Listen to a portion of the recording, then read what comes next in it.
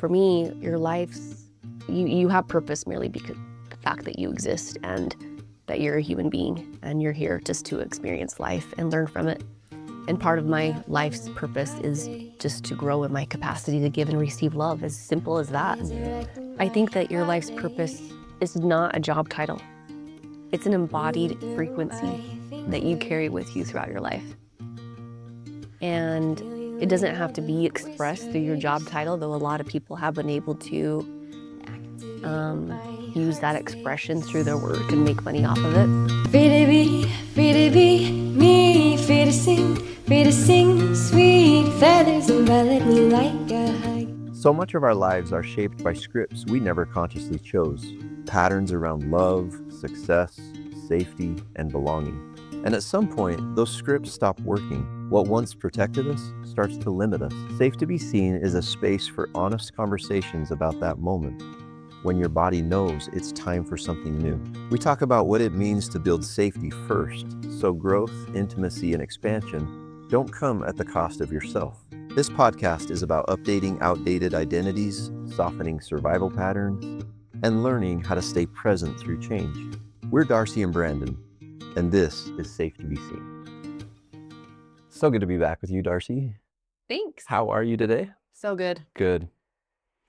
Well, we've been enjoying some amazing family time over the holidays recently and beautiful weather here in southern Utah. My goodness, it's been like mid-60s. It's so nice. Blue skies, sunshine, just gorgeous. We've been out enjoying a lot of this amazing scenery and weather that we have here. And we had the opportunity of having our entire family together for Christmas. It was the best. Oh my gosh, it was like one of my favorite Christmases ever. Me too. It was awesome. We had all of our kids together for the first, not for the first time, but the first time in over 2.5 years. Yeah. When we've had all 5 of our kids, just like our 5 kids with us. Yeah. And we flew our daughter Gracie in from Hawaii, and that reunion of her seeing, she hadn't seen Kai in over 2 years. Mm-hmm. And then just having all of our kids just with me and you. It was literally heaven on earth for that week that we all had them there. And I remember like that night when we brought Gracie back to the house and everybody was home. And we all gathered in Emery's room, her little room, just all sitting on the floor. And I just remember feeling this immense amount of love for the people in my life and seeing our kids love on each other so much. And we were just talking and I'm like, this is heaven. Like heaven is right now.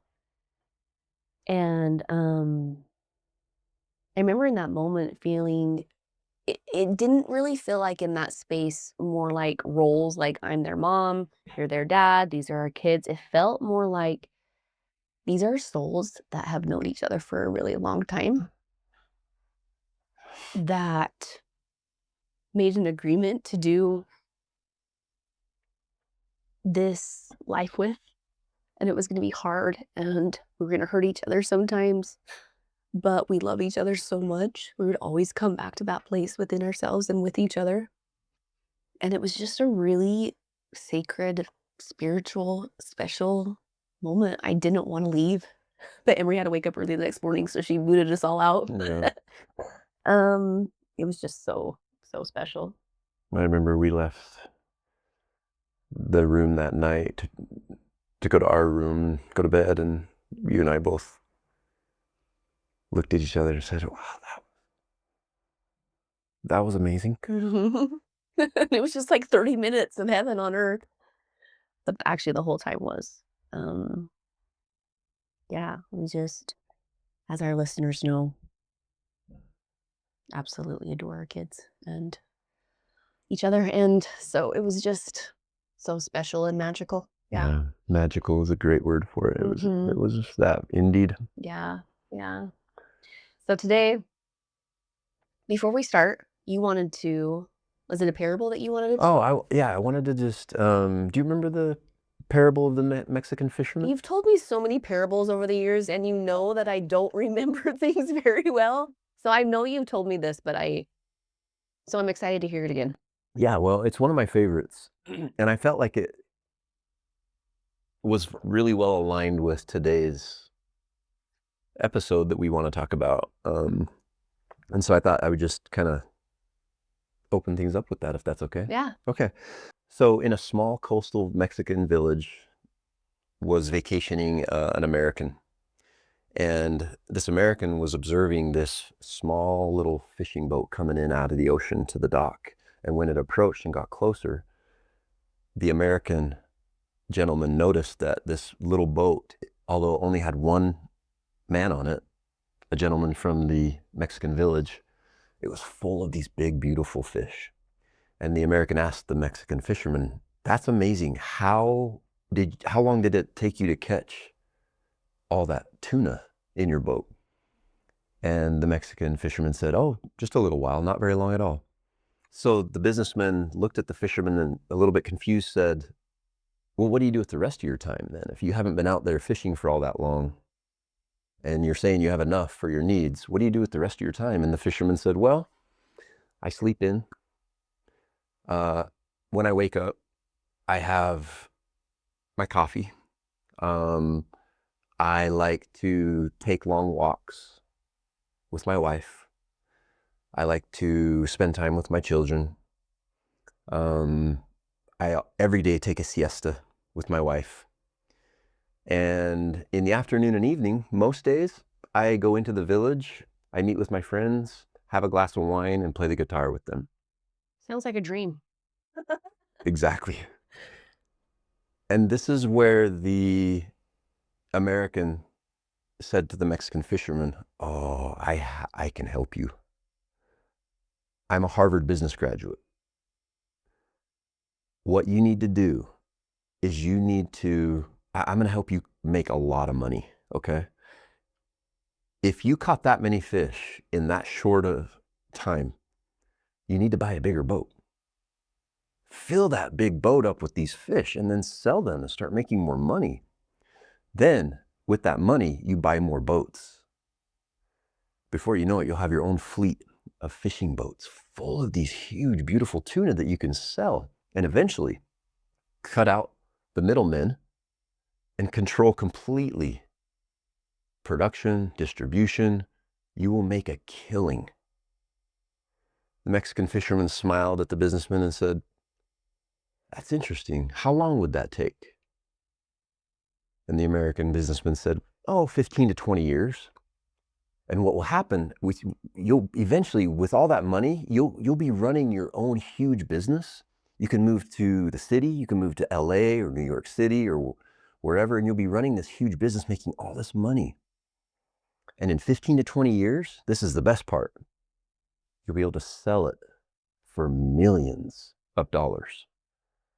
And the Mexican fisherman said, "Wow, millions of dollars, 15 to 20 years.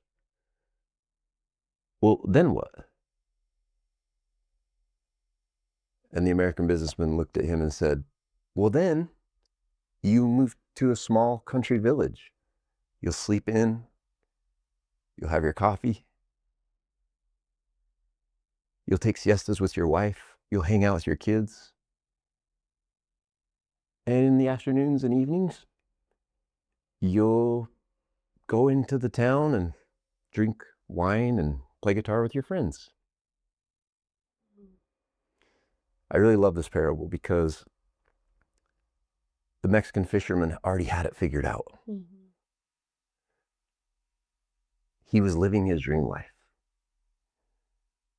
It just didn't seem like it to the Harvard business graduate American businessman who thought that he should go out there and make a bunch of money, spend 15 to 20 years doing so, only to come back to the exact life that he was already living. Mm. And that parable, it means a lot to me because today we want to talk about finding your life's mission. finding your purpose. Mm-hmm. And this parable just always reminds me that, so many times, Darcy, I feel like us human beings, we do things completely backwards. Think about it. At least like from my own experience, I can say what we often do is we sacrifice so much. For example, we may sacrifice the health of our body to grind, to hustle, to work. We don't sleep well, we don't eat well, we don't work out because we're too busy working. We're too busy trying to make money. Mm-hmm. We're too busy trying to get ahead, trying to get somewhere, trying to achieve success. Only to, once we achieve that success, then say to ourselves, I got to get my body back. Mm-hmm. I got to start eating better. I got to start working out. I got to start, my health is really suffering. Now I have autoimmune disease. I have high cholesterol, high blood pressure. My heart's not doing well. I'm pre-diabetic because we spent all that time sacrificing our body for a life. And once we get that life, then we come back and say, well, now I got to fix my body. So true. Think about too, again, I'm just speaking from personal experience, but presence. Oftentimes in our younger, let's say 20 to 30 years of age, when we're building our life, building our career, trying to become somebody, oftentimes, at least again, for my own experience, I sacrificed presence with my loved ones sometimes, Mm-hmm. In order to get that achievement, that career, that money, only to then, once I get that, try to use that money or that lifestyle that I built to close the distance that was created from building it. Yeah. Try to save the relationships, fix the relationships, try to reconnect with the people that mean the most from that, sacrifice. Mm-hmm. And so I just think it's really, really ironic how often we do things completely backwards, it seems. Yeah. Yeah. It's like almost somebody out there said, this is the way it has to be. This is the only way. This is the right way. This is the only path to happiness and fulfillment. And, I don't think there's anything wrong with obviously going to Harvard Business School, going to school to be a professional. There's nothing wrong with that at all. But it's like we talked about on our last episode about the pace at which you do it. Yeah. And the ways that you are finding slowness and stillness and resonance with inside of yourself and your why behind it. Mm-hmm. And that parable just describes that so perfectly. Thank you for sharing that. Yeah. I remember you telling me that now. Yeah. That was really good. I wish Americans took a siesta every day for 2 hours. I think we should instill that. But yeah, we did once did a poll on our Instagram stories about what podcast topics interest you or would you like to hear us talk about, and we had some people say how do you find your life's purpose? Mm-hmm. And so we decided to talk about that today. And I guess what I want to say about that starting out is that this obviously is a very nuanced topic, and lots of people have, I'm sure, different opinions about how to help this unfold and come about this. And something that I found that sometimes the voices out there can get really loud about and mechanical Mm-hmm. about finding your life's purpose. Yeah. and there's like strategy involved and like take these exact steps, and it just feels really mechanical.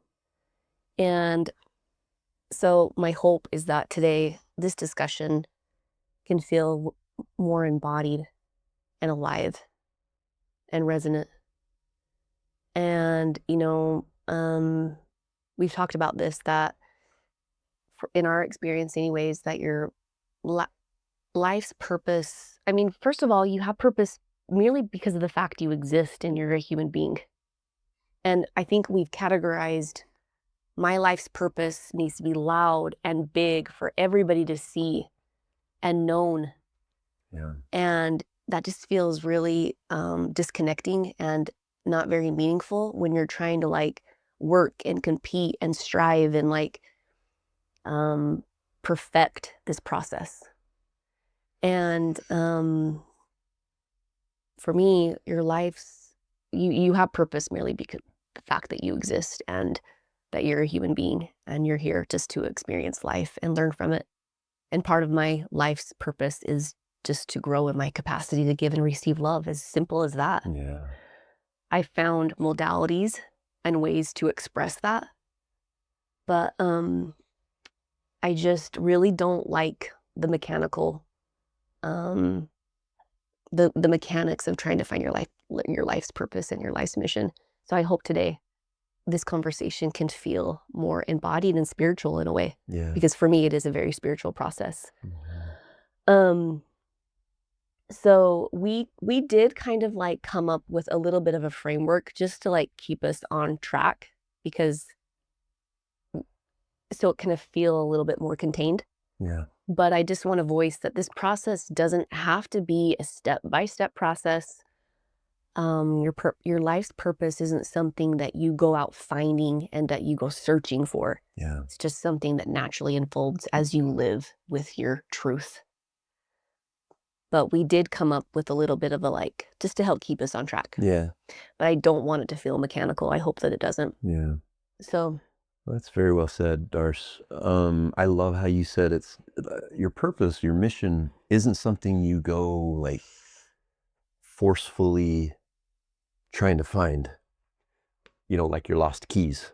mhm, It's something that is revealed when you have been able to clear out all of the noise, the distractions, the protective and survival energy.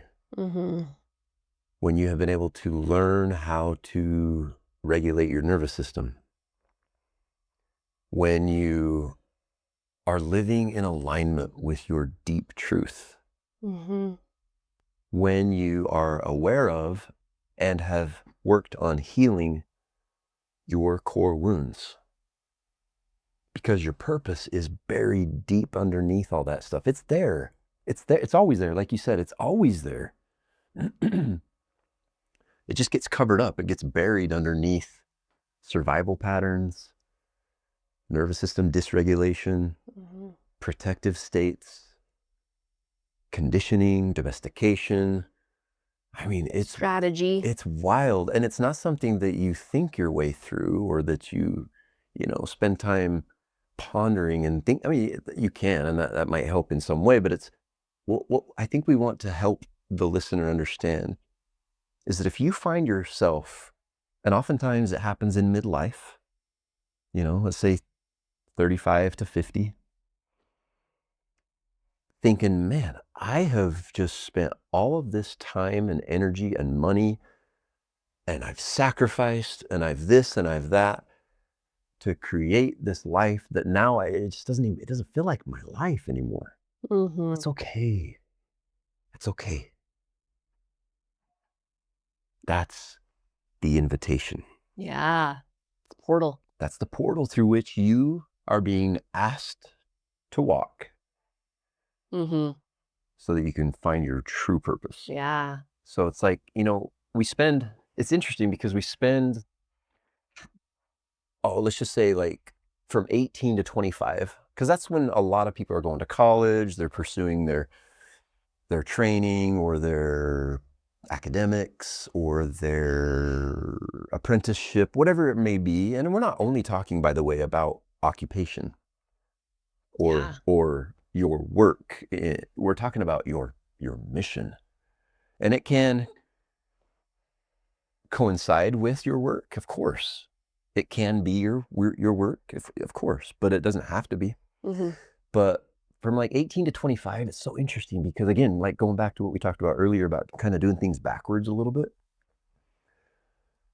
18 to 25, you're trying to build a life, you're trying to build an identity. But what I learned is that at that stage in my life, and I think for a lot of people, they don't really, to great depths, know themselves yet. Mm-hmm. Like they're just kind of going off of maybe someone is pursuing a field or a work that their dad did because it's just naturally, well, my dad did it, so I guess I should do it. Or maybe it's, we choose different paths because of influence or conditioning or, but I found that it's almost like it's wild the way life unfolds. But like that first half of life, you're like working so hard and grinding and hustling and trying to build this life that you have envisioned. And I'm sure for some people that ends up being like in alignment with their purpose. That's great. For me, it wasn't. Mm-hmm. And what it took was for that first life to fall apart almost, like to break down, to like allow space for a new life to Yeah. emerge, for me to really figure out what direction I want to go in regards to my life's mission. Yeah. Yeah. I think in speaking to finding your life's purpose or your mission or your soul's expression in this world is that the mind always wants certainty. Hmm. And often we try to approach our life's purpose through that certainty, through the mind. It can feel really mechanical and like over intellectualized, but your purpose comes through in your aliveness. The mind asks, what's the right answer here? And the body asks, what feels the most alive inside of me? Hmm. And so, in speaking of finding your life purpose, I just invite you to explore that. What gives you energy? What feels the most alive inside of you? Like, follow the energy. Follow where that energy is taking you. And it may not make logical sense. Most times, intuition does not speak through logic. It probably won't make sense, but that's what makes it so sacred and the most alive. Mm-hmm. And so I think the first thing that both you and I decided upon when we were outlining this podcast was like, what would be the first thing? And you've already spoken to it, but it's like, heal. Yeah. Like, come to know yourself. Come to find out, what are your survival patterns? Where do you self-protect? Where are you conditioned? Where are you domesticated? Like, just unravel the layers of conditioning, domestication, the patterns that you inherited, the beliefs that you inherited. Do they align with you? Yeah. Do they feel alive in you? Do they resonate with you? And if not, it's time to shed some layers, Mm. And so I think the first step is shed layers. Mm. If you don't feel like that's something you can do on your own, hire a coach, a therapist, a practitioner. Find somebody that can help you understand what your protective patterns are, what those layers are, and in a very safe container, start shedding those, because that can feel incredibly disorienting and scary because they have become your identity. Yeah. And when you are shedding old identities, that can feel incredibly uncomfortable because it's been your familiarity for so long. Yeah. And so we spoke to this in our last episode about identity shifting a little bit and becoming a new person. And that discomfort you feel doesn't mean there's anything wrong with the process. It's just your nervous system being like, whoa, I don't know what's happening here. This is incredibly unfamiliar. But that's at that time where you meet that edge, meet that fear right in the face, and you expand. Yeah. So anything about, so that would be like probably our first thing that we would say is heal. You and have come to. know yourself. You have to, because you're not, okay, not to oversimplify, but if you like, you are in need of a better understanding of your life's mission. Again, I'm working on not using the word find, because I don't like saying find your mission, because like we just talked about, it's not something you go searching for. Yeah, it's like rebuild. But if you are in a state where you're like, yeah, this life that I'm living just doesn't feel like mine. It doesn't feel like me. Like, even if it looks successful, even if on paper you're incredibly successful, this was my experience. On paper, we just built our dream house. I had a very successful orthodontic practice. Like, but, and we've talked about this a lot. It's a repeating theme in a lot of our episodes, but like, success, what's really important, I need you guys, the listeners, to understand, from my experience, success is not synonymous with fulfillment, with joy, with peace. That's another like crazy life paradox, where it's like backward, where we're like, okay, well, if I reach success, if I'm like successful in my field, in my profession, and I have a lot of money, a big house, all the things, well, then I'm gonna be happy. I'm gonna have joy. I'm gonna have peace. I'm gonna be fulfilled. It's a lie, Darcy. Now, does it mean that abundance and wealth should not be, like, they're not important? They shouldn't be sought after? No, not at all. I think every human being is deserving of and worthy of abundance and wealth. Yeah. It's just this mindset of thinking that it's kind of like putting the cart before the horse. It's like, it's out of order. Does that make sense? Yeah. Yeah.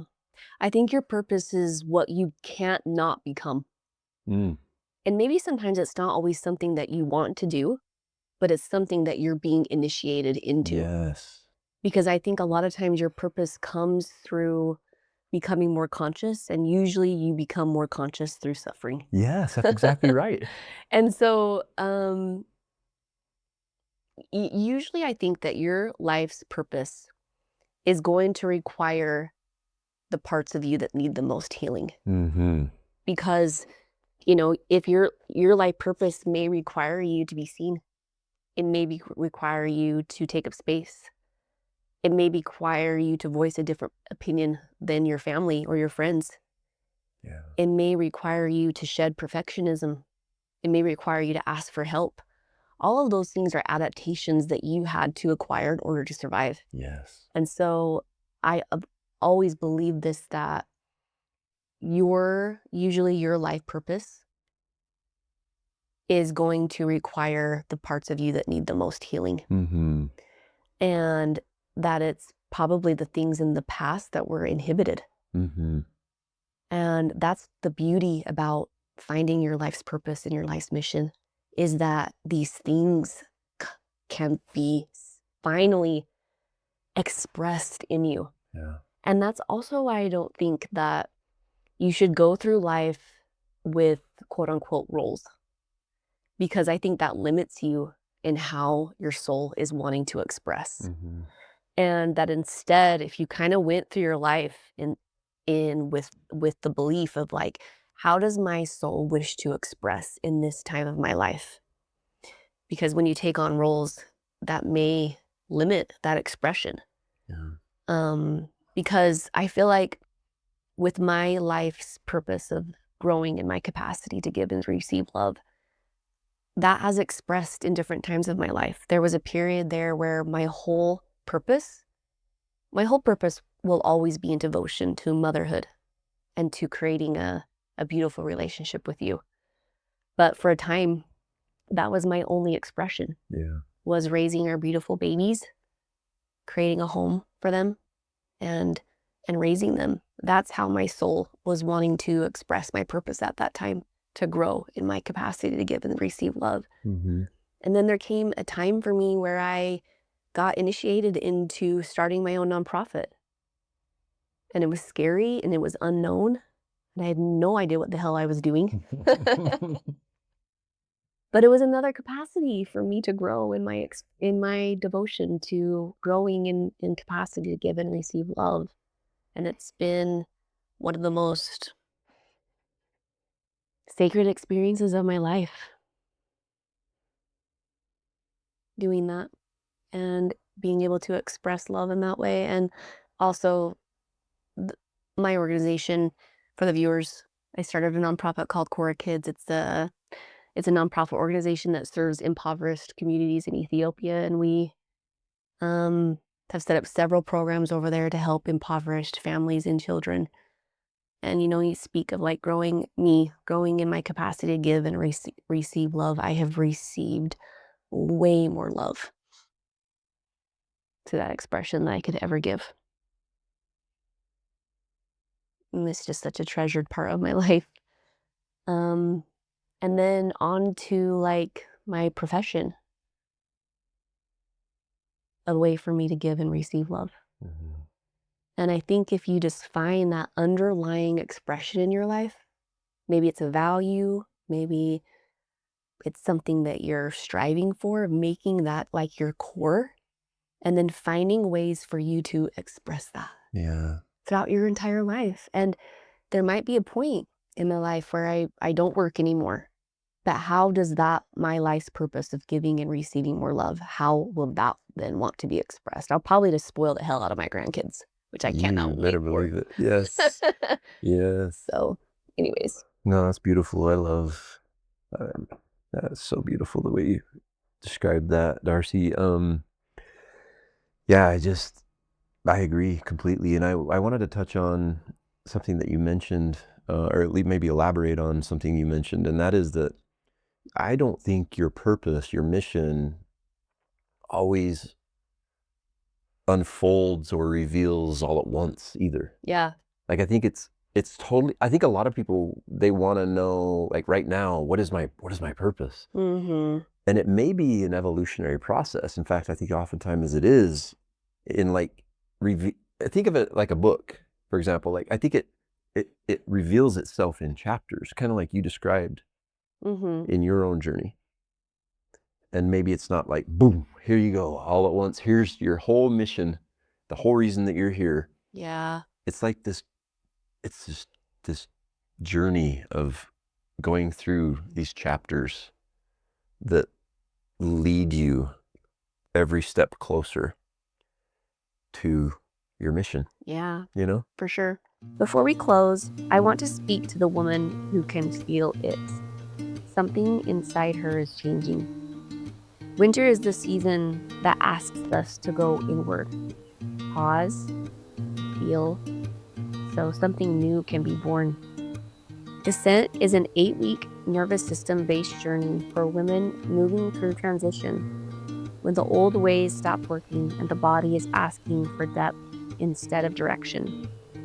This isn't a mindset course or a push-through program. It's a body-led, cyclical, and designed to help you release survival identities and come back home to yourself. We work with rest, regulation, and subconscious patterning, creating safety in the body so what's true can emerge. You'll have lifetime access, a place you can return to whenever life calls you into another winter. If your body has been asking for pause, inwardness, and real change, this is your invitation. Descent is open now. The link is in the show notes. So our second theme that we kind of want to talk about in finding your life's purpose is to live authentically. And you can't really be authentic until you heal first, Yeah. because you won't really know what are the authentic parts of me and what are the survival parts of me until you go through that process. And it's going to be really hard to find your life's purpose if you were living somebody else's purpose. Mm-hmm. And there has been so many gems in my life that have come from living more authentically. Unexpected, beautiful friends, people, experiences, my job, like so many things have come about from living my truth. And I think that, in speaking of like life's purpose, it unfolds the more safe you are to be honest with yourself. So be authentic, be yourself. It's your authenticity is medicine to the world. Think of how authentic nature is. And if nature was all the same, it would be so boring. Yeah. But it's so unique and authentic and beautiful in that expression. Mm-hmm. And I invite people's authenticity. And no, it's just such deep medicine for this world. Yeah. So I love that. I just think like, especially like working closely with men, it's so important for a man to be devoted to truth. I believe that, and that's the same way of saying live authentically, but what I'm saying is I think it's easy to get caught up in what will make me look good, what will make me admired, what will make me seen, validated, important, worthy, enough. And again, going back to the first thing we talked about, the healing, that's because of that. Like if you're unhealed, if you're unaware of your wounding and your trauma and the work that needs to be done to give yourself the love that you deserve, you will always be operating you can't operate from truth. You will be operating from a place of what can I do to be more important? and just feel like I belong. Yeah, It's really survival. it is. Mm. And I just think that in order to have your mission, your purpose revealed to you, it's really hard to not use the word find. I know. I don't like it, but to find your mission, you have to be devoted to truth. And that just to me means, okay, what do I want to do that regardless of whether there's an applause at the end, approval, If nobody's watching. if I fail and it's still like it's okay. Mm-hmm. All those kind of questions, like what is that about me? And again, this is just, I'm not sitting here preaching. I'm telling you my story, which I've told in various ways at various times, oftentimes, sometimes on this podcast, but like so much of what I built as my life until just a few years ago was totally, although unconsciously, to be enough, Survival. to be validated, Yeah. in like to be able to be like, see, I do belong here. I am enough. And what did it do? It led to burnout, depression, autoimmune disease,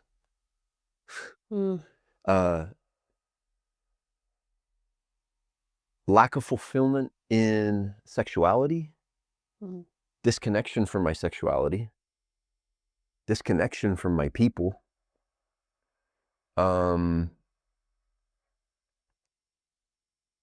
Those are some of the things I want to highlight for especially the men that might be listening. If you're like, well, how do I know if like I'm on the wrong path, or like if I need to do some work to have my mission revealed to me?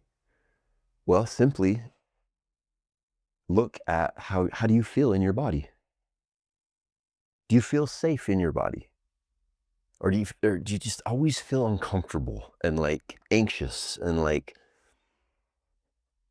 Not present. not present, distracted? H- are you connected to your sexuality? Like, that's a big one. Mm-hmm. And how's your health? Like, really, how's your health? Because that's directly related to whether or not you are in and have been in for a long time survival mode. Do you have any chronic illnesses, autoimmune diseases, you know, Yeah. all that kind of stuff? Yeah. I made a list here. I just want to make sure I don't. Are you chronically numb, whether with or without substances? Like, do you feel alive? Mm-hmm. When you see something beautiful, whether it's a sunrise or your child or whatever it is, something in nature, or do you really, I'm not saying you got to cry. I do often, but are you like, wow, yeah, I feel that. Do you feel alive? Are you irritable? We all are at times, but are you like, more often than not, are you on edge, irritable, cranky, frustrated? Do you have addictions? This is no shaming at all. Addictions have a purpose. We could do a whole podcast on addictions. Yeah, we should. But you and I like to always say the question isn't why the addiction. The question is why the pain. Mm-hmm. Yeah. Mm. We talked about sexual disconnection, burnout, quiet despair. Like you see, like to everyone else out there looking at you, you seem like you got it all put together, you got it all figured out, like your life's amazing. Inside, you're empty. Quiet despair. And then we talked about this a little bit too, but a really important sign I think that I want men to think about is, this is a big one. If on paper you look extremely successful, but you have no joy or peace in your heart, something is off. Mm-hmm. So That was really good, honey. Yeah. I think that'll speak to a lot of people. I think that your life's purpose is not a job title. It's an embodied frequency that you carry with you throughout your life. And it doesn't have to be expressed through your job title, though a lot of people have been able to use that expression through their work and make money off of it. But I also think that your life's purpose is the medicine that you once first had to learn yourself. And that has been my experience as part of my expression of my life's purpose. The medicine that now I am able to teach to other people was the medicine that I first have to embody myself, yeah. of coming home to myself, of embodying my feminine frequency, my power, of learning how to find safety inside of my own body, especially when there was like so much disorganization and chaos going on in my life. I had to find an internal anchor. And it is, everybody has to, has to get to a point where they can find their own internal anchor, because life is going to be chaotic and it's going to be hard. And so yeah, I think that your life's purpose unfolds in the medicine that you had to first learn to embody yourself, and then you can then gift that to other people and share that with other people. I'm so sorry. I didn't mean to. Can I just, I love that you said that. And if I may share something that I wrote Yeah. in that regard, just real quick, 'cause I don't want to steal your thunder at all. It just made me think of this. Your greatest gift is often that which was once not well received. You lose touch with it. You disconnect from it. You forget it. You lose belief in it. Perhaps that's the point. Maybe that's your mission, to return, to remember, to feel again, to create, and to stop just wishing. Maybe getting lost is being found. Maybe you find yourself when there's no one else around. Mm. Maybe you have to disconnect from your greatest gift for a while so that when you rediscover it, its power is infinitely more profound. I just remembered I wrote that in regards to what you just said about So the good. medicine that you have to offer, your mission, if you will, to the world Mhm. is often that which was kind of put through the ringer. Mhm. You need to learn for yourself. Yeah. Very beautiful, and thanks. Yeah. I also think that your life's purpose, it doesn't require confidence. It requires devotion Mm-hmm. and staying devoted to that embodied frequency and that inner knowing with inside of yourself. Um, you know, I think people are fearful of going after the things that they want and they desire and what they want to express. And it doesn't necessarily require courage and confidence. It just requires like devotion to that. Mm-hmm. So maybe I don't like framing this as steps because it feels mechanical, but I feel like maybe the next part in finding your purpose is to get really curious about things that interest you, curious about things that feel alive in you, and explore that. Yeah. Take some time to study the things that you're curious about, things that interest you, the things that are giving you energy that help you feel alive. Mm-hmm. And again, it may not be what your parents want. It may not be what your friends want. It may not be what your spouse wants. It may not be what the world's asking of you, but that's not purpose because purpose doesn't care about what the world asks of you. Yeah. Purpose asks for devotion. I And how you're so good at reminding your people or whoever about does it give you energy? mm-hmm, Does it make you feel alive? mm-hmm, that's what you should follow. And I think, hun, even if it's very difficult, even if there's challenges, it's like really hard, but it gives you energy and like you feel alive. Yeah, That's a good sign. yeah, yeah. Like when I was exploring this profession that I'm in, um, I just started doing more research on it. I got really curious about it. Mm-hmm. And how did you feel Oh when you were researching I was like, this is it. This is like part of my expression of giving and receiving love. I But was so excited about it. so you just kept researching and being Yeah. more curious and Yeah.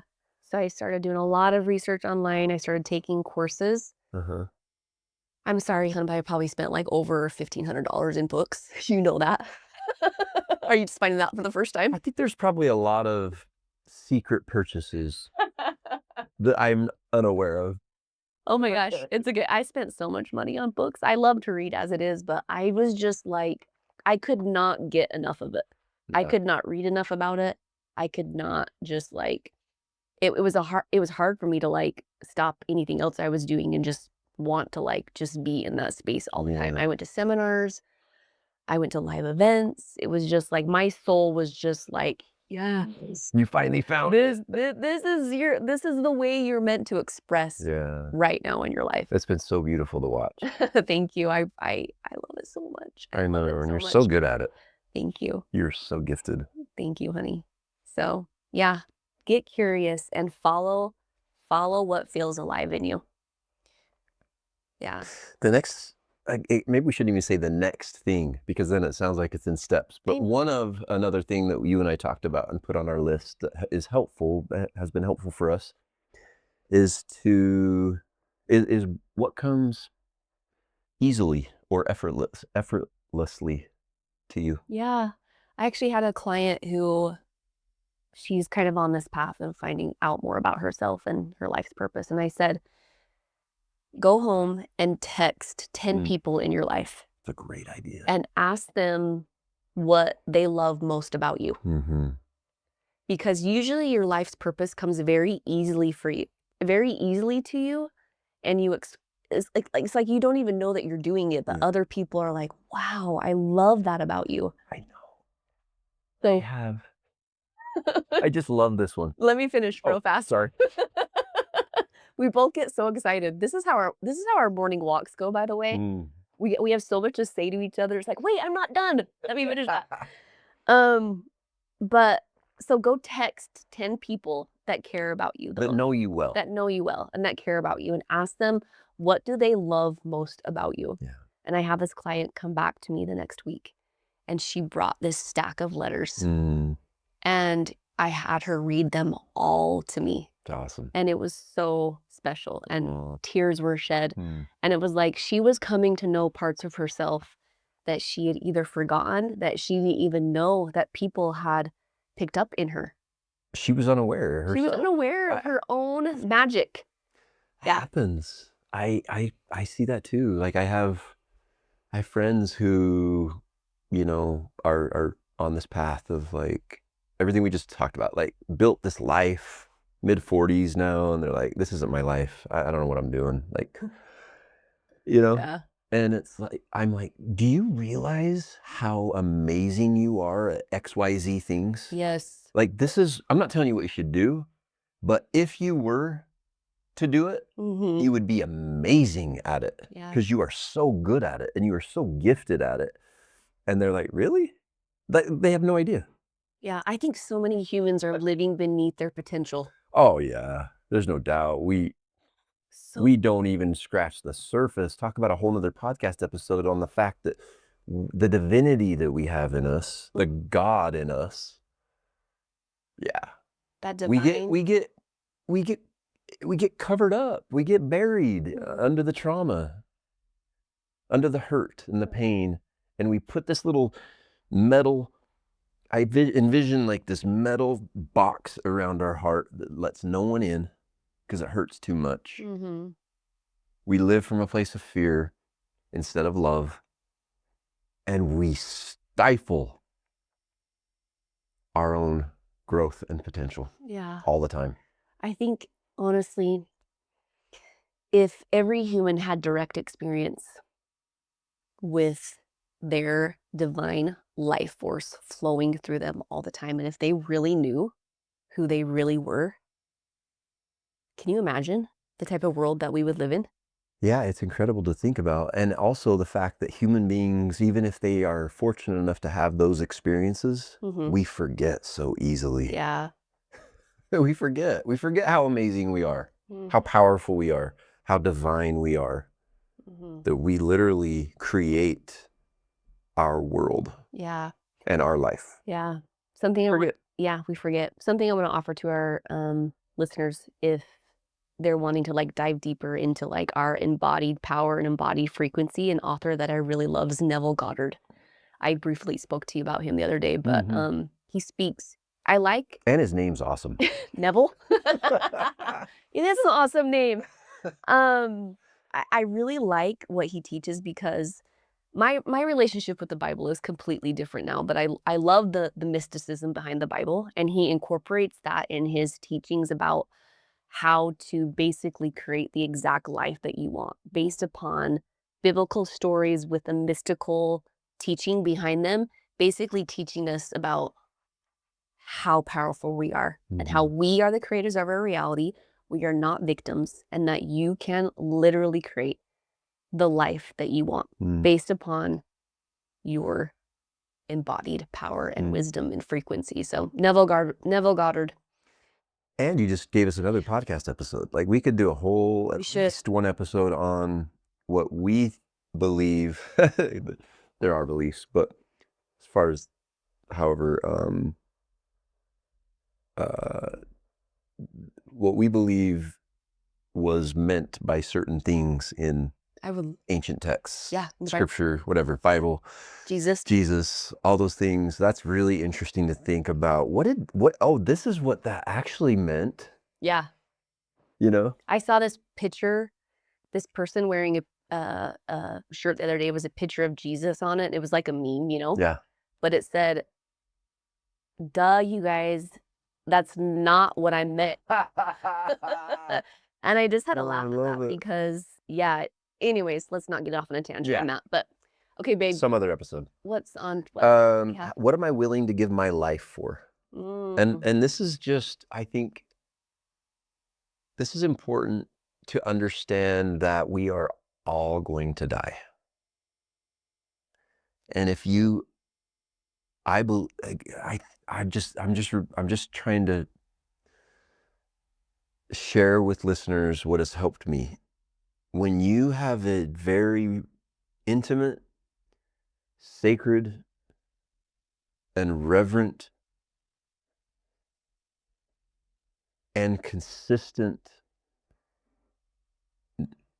not that you're always thinking about your death, but like you realize that this is all going to be over one day very soon. Like this ride we're all on, we call life, it's a short ride. Mm. So what are you willing to give your life for? What are you willing to spend this short time that we have on this earth doing? Knowing that before long, it's all over. And as far as we know, this is it. As far as like life on this earth. Now, I don't know, you and I joke that like you say, I want to come back as a tree next time. You're really good at saying, kind of jokingly, but like in the next life, I want to come back as a tree and like have a rest. Yeah. Tree me, God. Yeah. Tree But me. I mean, who knows? We don't know. Like, do we come back as another human, as an animal, as a tree? Is it all over? Listen, we're not going to get into that. But as far as we know, this is your life. This is it. So what are you going to do? And when you think that way, I oftentimes even do memento mori, which just is Latin for like, remember, you're going to die. Like meditating on it, not in a gruesome, weird, like dark way, but like it makes you be very present.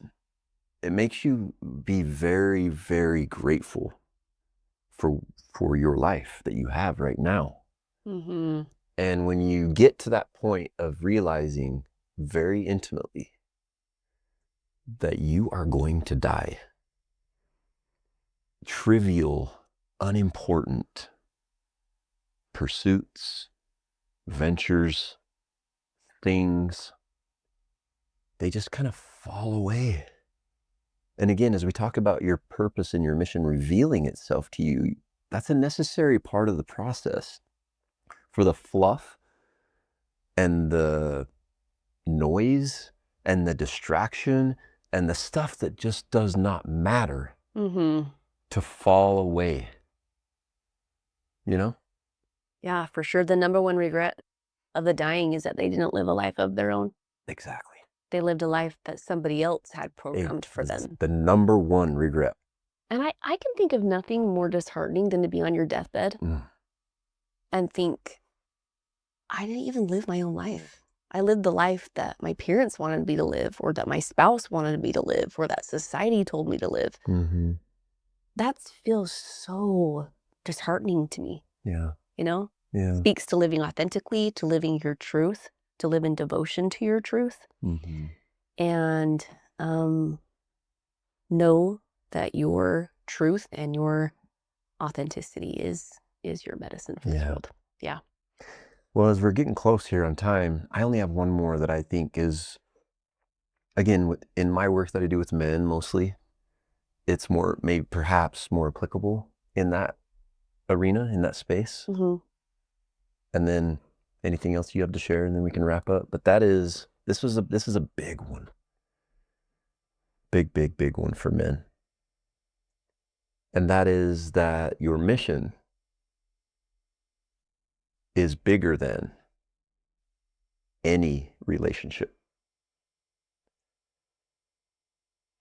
And that just means that, like, if you are, as a man, so needy of acceptance, validation, worthiness, because of those unhealed parts of yourself that you've not yet tackled, you've not yet become aware of and put the work in to give yourself. I heard a quote the other day that I loved, Darcy, and it said, other people don't give you what you deserve. They give you what they are. You give you what you deserve. And what I'm getting at is, for a man to be unable to put his life's mission ahead of everything else, including a woman, he will constantly collapse to the feminine. He will not be able to be in healthy, sacred relationship with the feminine, because he will always be seeking her validation. Mm-hmm. And that will make him do, say, and be what he is not. He's not living from his truth.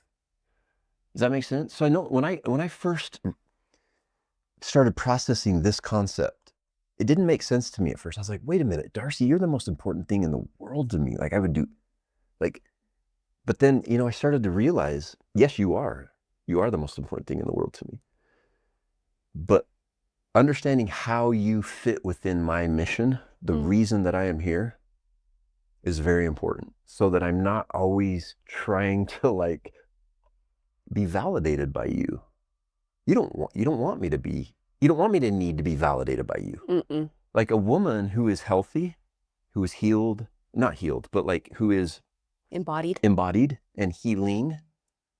Oh, that woman, she wants nothing more than her man to be so consistently devoted to his mission. Mm-hmm. She's not going to feel like she's second fiddle to him. Mm-mm. Because ironically, that kind of man that is consistently devoted to his mission above all else,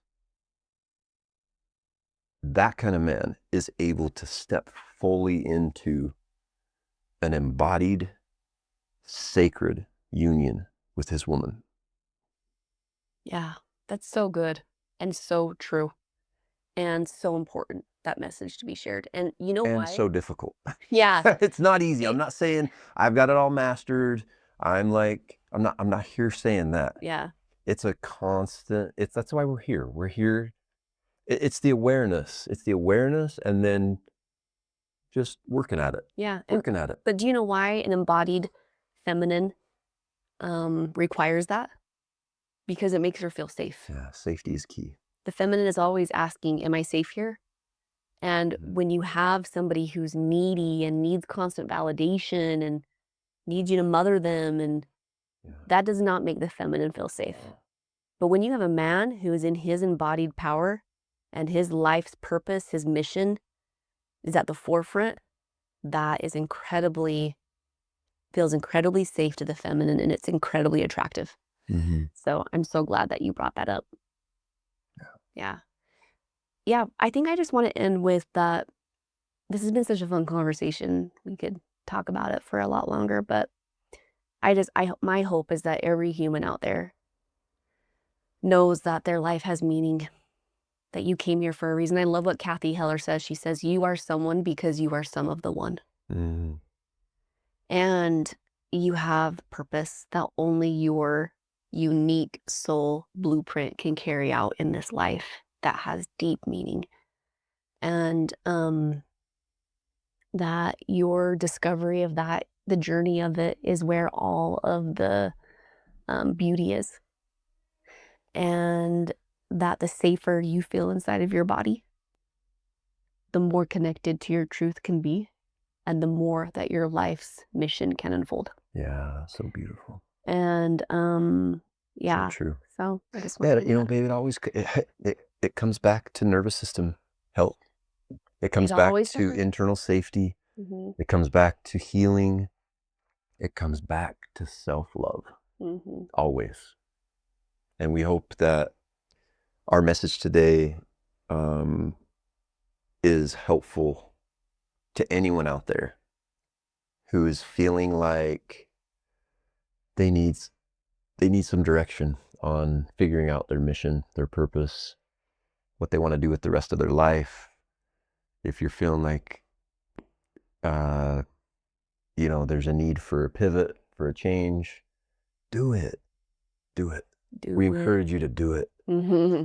And I just want to end with this. I love always reminding myself in this regard of mission and purpose. Stop asking yourself, what is it that the world wants from me? And ask yourself, what is it that through me, what is it that is wanting to be given to the world? Amen. Thank you. Thank you. Yeah. I love you. I love you. Free to be me, free to sing, sweet feathers envelop me like